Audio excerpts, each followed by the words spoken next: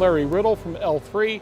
Larry, what's happening in your world, buddy? Hey, thanks for asking, and thanks again for inviting us. It's hard to believe it's been 60 years. Fortunately, I haven't been to every one of those like some of the people have in this group. But the scary part is I've been to 30 plus, and I'm not quite sure how many it is. All I know is it's way too many. Well, you don't look a day over 30, so. Thank you. As far as a lot of the new product introductions and what's happening with L-3 Aviation Products is, again, right now there's still continued focus on ADS-B equipage and also looking at the additional ways how we can further enhance our ADS-B product offerings with the Lynx family through applications, software applications for bringing additional situational awareness into the cockpit. So we introduced a very low-cost terrain vision system, which is basically a Class B TAWS without the RL callouts, but it'll allow you and get you the same kind of data integrity from the GPS and the same type of crisp graphical color representation on the display. And again, that's less than 1,000 MSRP, but again, bringing some very key situational awareness into the cockpit to help combat a lot of those CFIT incidents that we unfortunately see occur from time to time. The other additional enhancement we have with the Lynx 9000 is with traffic. So we've done an ATAS improvement, which it takes a lot of the nuisance alerts and does some smart filtering. So if you're in the traffic pattern, you'll get the opportunity to see a lot of aircraft below 500 feet, which in normal systems, a lot of that is cut out. So again, all very affordable types of applications that you can get even after you've purchased your Lynx 2 years ago. So it's not something you have to do today, but we want folks to see the value-added proposition with buying a Lynx. At least get the ADS-B compliant piece taken care of. So it's not the normal fly-by-night, not that we got your money, we don't know you anymore? No, absolutely. So if anything, that gives further credibility to the product that it's here to stay and that there's an extensive roadmap to, drive applications that the pilots can download easily, securely, and then have something that's turnkey that brings value to the cockpit. The Lynx has become a very popular box. It's obviously been reviewed very positively. I've flown it myself and had a ball with it. And my next panel, there's a spot ready. But what do you attribute the main reason for the success of the box? Well, I think there's a couple things to it. One, it's different. It's no longer just a transponder. Transponders, the old legacy transponders were always relegated to the bottom of the stack, and now we get photos of proud owners where it's top of the deck.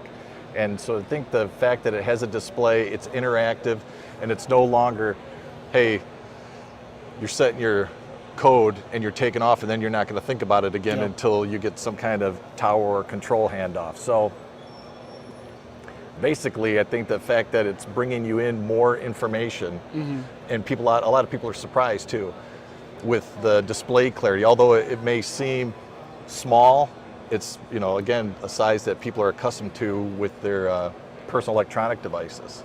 Well, the folks who did your display architecture did a great job, because what is evident is clear to see, and on top of it, it stands out from other types of information fairly well.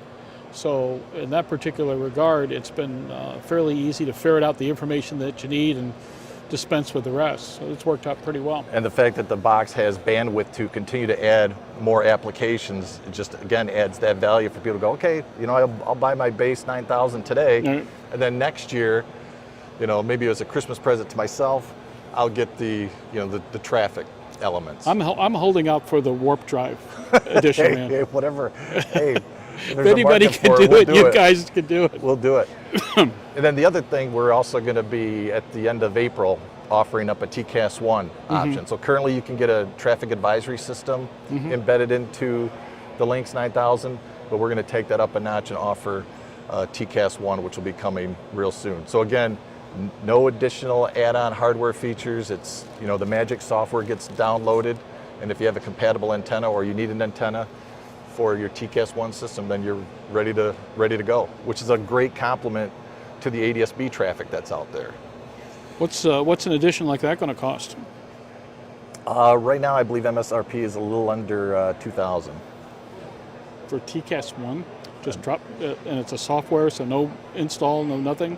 Correct. Outside of the, boy, okay, bargain of the day as far as I'm concerned. Cool, outstanding. That had to be an interesting trick to put together. It's, again, having our legacy with traffic, that's going to be, I think, really a big game changer. Well, let me ask you this. There's a lot of interesting companies in this business, a couple of 600-pound gorillas, and some with reputations deserved and some not so much. What is it that the aviation community doesn't know about L3 and should in regards to the general aviation and business aviation communities? Well, we've been around for a long time. We've been based in Grand Rapids, and we have a lot of those legacy products, like the Storm Scope comes out of Grand Rapids. The former Skywatch product line came out of Grand Rapids, and then we have a full family of Part 23 all the way up to air transport type standby indicators, in addition to the other divisions out of Sarasota that offer flight data recorders, both lightweight and all the way up to full air transport, right. CVR, FDRs. And then there's a military display house that does a lot of work with Lockheed Martin and the F-35 and some other key programs. They're based out of Alpharetta, Georgia. So the nice thing about L3 is with the Aviation Products division is that we have a lot of products for a very diverse market. So you can take those experiences on one market and move it into the next one, and there's some kind of benefit. So I think having that mixed diverse air transport, military, business jet, general aviation, home built, combining all those together make it, a very, very unique type of experience and skill set that we have, in addition to great products. What have you learned? And it's funny, I remember, God, it's been a couple of years now, the original calls, hey, we got something interesting coming in regards to links. What have you learned from the program in regards to not just how the community embraced it, but how they're using it, how they're finding ways to build cockpits around this kind of capability and the like? I think a lot of it's integration. Yeah. Obviously glass cockpits, when they came out in the early 2000s, that was the first step where everybody was putting something, combining it all onto a PFD and MFD. And now you're also seeing even some of the niche avionics manufacturers finding ways to integrate more and more capability. Again, when you have a transponder and it's just one box, and you have the opportunity to take something that normally would have a box and use software instead, it's a weight, power, and cost savings. In the end, it's a benefit to the pilot. So you get a lot more of that integration, and also the integration where those systems can work more closely together, and you can have that readily overlaid, intuitive type of information available. For those who aren't that familiar, there's a lot of different flavors, so to speak, to the Links program. Can you outline where you start and where it winds up in regards to the various offerings and iterations of the Links? Yep, certainly. So if you walk into our showroom, somebody's like, hey, all I want to do is be minimally compliant. We'd walk you over to the Links UAT. The UAT is not a transponder, it's your universal access transceiver on 978. That's minimally compliant, gives you ADS-B out only, makes you legal so the feds aren't going to track you down on January 1st, 2020. Then you may have the next gal or guy come into the shop. It's like, well, I want to get a little bit more. I've been hearing all about this fancy stuff that the government put in. I want to see more. Well, now you can get the in and out through the Links UAT 2000. Okay. So that gives you UAT in and out, and then you're like, okay, I'd like to display it on my iPad. That moves you up to the 2500. So 2500 and 2000 both have in and out capability, but 500 allows you to get that wireless interface. So you may say, hey, look, UAT, it's all great, but I got a transponder that's dying on me. Now you're into the 9000. So that 9000 you can get just base, which again gives you dual band, so you still have your UAT, which means you're going to be getting your weather in, and then you got your 1090 ES in and out. So that's your base system, and from there you can go to the Plus, which allows you to add tasks, and then you can add in the case that you want diversity, you want 2 antennas mounted, we have something like that. Or if you have more of an integrated cockpit where you want to mount to an MFD, then we have remote versions as well. Quite a lineup. Where do you go from here? I think again it's focus on the ADS-B and where can you get a lot of the bang for the buck with people equipping for ADS-B and realizing there's a value road that's there for them. So today they equip, they've got something new, but we'll always have something coming down the pipe in the next 6 to 12 months. We have an extensive roadmap that, as much as I'd love to sit and share with you, between you and I. We'll have to save it for another time, but I can assure you that the applications, because after all, it is all about the apps, that the applications that we have on the roadmaps are still going to be very, very leading edge, and I'd hope that that's what people are going to continue to expect from us. No one-trick ponies, huh? Nope. Excellent. Well, I'll tell you what, it's been interesting watching the genesis of this particular product. It sure caught on in a way that I saw to be certainly within the possibility, but it's been fun to watch innovation be recognized for what it is, and that's always a good thing. What are you hearing, though, from the dealers? These are the guys, the backbone of everything you do. How are they finding the installs? What kind of issues are they have training customers and clientele? Well, I think we all still continue to have that issue of training the end user. Yeah. I was at a trade event here a few weeks ago and had more than a dozen people come up and say, "Tell me a little bit about this mandate." Yeah. Oh yeah, it's brand new. It just came up the other day. So your next question that you follow up with, well, tell me what you know, and then I'll help correct you and get you on the right path. So there are still people out there that are, for lack of a better term, stumbling their way through and finding out about it. Even the FAA rebate program, there's people that have no idea. So I think that getting that unified and consistent message out to everybody is still a struggle. The good news is the avionics shops are busy. They're busy doing non-ADS-B. I mean, if we were all talking about this 10 years ago, ADS-B would be the godsend to say, hey, look, this is going to keep all the shops busy. Right. But fortunately, these guys are busy. Yep. A lot of factors play into that, but they're busy, they're making money, and that's why the ADS-B guys, they literally might be left out in the cold waiting for somebody to do their install. So in addition to just not the mandate coming around the corner quickly, but it really comes down to making sure that the capability and the techs are available and shops are available to do the installs.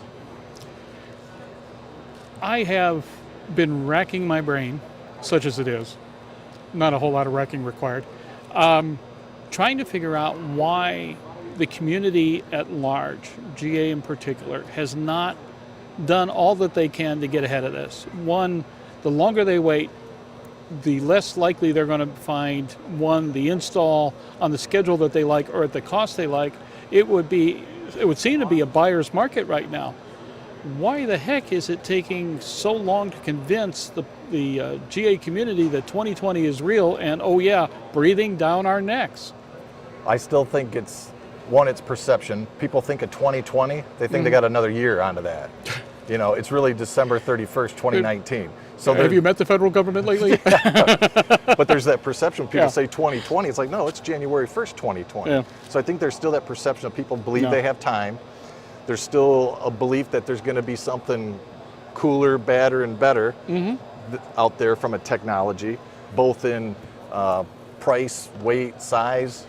I don't believe there is, but people continue to see or maybe hear about those kind of rumblings happening. And the fact that the FAA, there's still if you look at math, somebody may make the argument, everybody can't equip, you got to do something FAA. Yeah. So I think there's a couple of factors that all play into why people are just putting off. Yeah. It's foolish. What's going to be interesting is watching the scramble the year before, and shops that are going to be totally overworked and unable to schedule anything, if not in time or at least in a timely manner, and excessive downtime for airframes, and of course costs will bear out the fact that it's going to be at that point a seller's market. So it's going to be interesting to see what happens. Well, at I that will point. say, as a GA aficionado and a guy that loves aircraft, and you want to continue to see the industry thrive, I hope that's not the case. Yeah. But I also hope it's not the other way around too, where it's just like, there are going to be 40,000 airplanes parked. That'll be the sad thing. Yeah. People like, no, I'm just getting out of flying. Oof. So Don't even want to think about it. No, I rather, the scramble's the better worst case scenario. Well, I'll tell you what, we've run out of time in this segment. It's always great to have a chance to chat with you.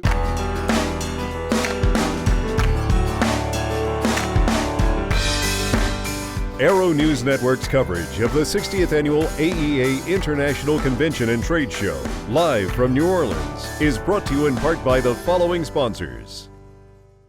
FreeFlight Systems is expanding its business into the Part 25 aviation industry through new avionics shop dealers, manufacturer partnerships, and STC programs. With a focus on the next-gen airspace and remote-mounted sensor systems, FreeFlight Systems will continue to be a leader in the next-gen airspace. Visit freeflightsystems.com for details. Have you ever wanted big glass in your cockpit but didn't have the space? Now with Avidyne's IFD series touchscreen GPS navigators and our new IFD 100 iPad app, having big glass in your cockpit is finally within reach.